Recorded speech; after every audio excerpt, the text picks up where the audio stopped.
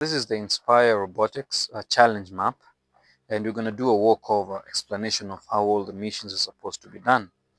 So the first thing is the base area. So this is the base area or the launch area, or you can call it your starting point. So here your robot has to fit completely inside of it. So your robot has to be completely in. If any piece of your robot is outside the line, you get a penalty. So you make sure when you're starting your robot is completely in. And another thing concerning the starting area, you are allowed to go solve a mission and then come back to the starting area. So an example is maybe I want to get this block, or maybe those ones. I can move my robot, grab the blocks, come back to the base area, and in the base area I'm allowed to touch my robot. So that means I can take apart everything, I can replace pieces or parts, I can replace anything, I can put these components with my hands. But as soon as the robot leaves the starting area, you're not allowed to touch the robot. If you touch the robot, you get a penalty. So remember, your starting area is the only area you're supposed to touch, and here you can make adjustments, you can replace pieces, you can do as much as you like. In this map, there are 8 missions in total, which are supposed to be done in 2.5 minutes. So you make sure you can get as many points as you can in 2.5 minutes. And you'll get 3 rounds for that. And your best round is what the judges are going to pick.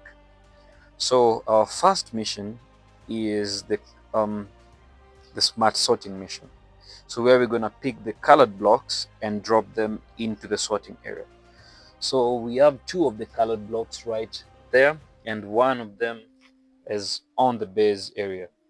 So the robot has to go pick the colored blocks.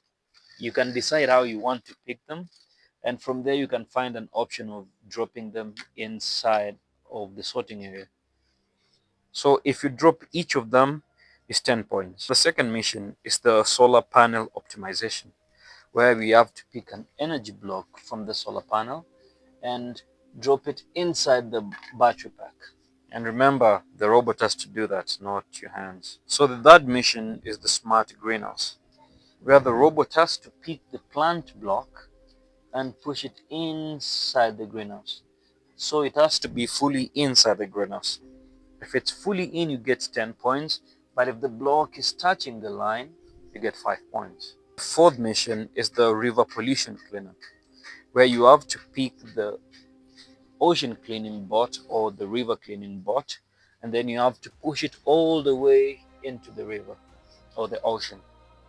If you do that, you get 10 points. The fifth mission is the forest protection system, where you have to pick the camera trap and push it inside the camera circle. So if it's completely in the circle, you get 10 points.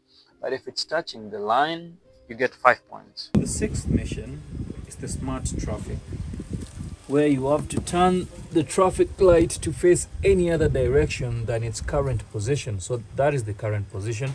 So if it faces any other direction, it doesn't have to be in the circle. Even if it's here and it's facing another direction, you get 10 points.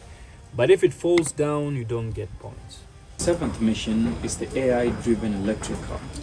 So if you can get this electric car into the circle and fully inside the circle, you get 10 points. But if it's partially, that means touching the line, you get 5 points. The eighth and the last mission is the environmental AI network activations, where you have to pick these beacons. There are 4 of them scattered around the map, and so if you put them on this area here where is the activation point, you get 10 points for each.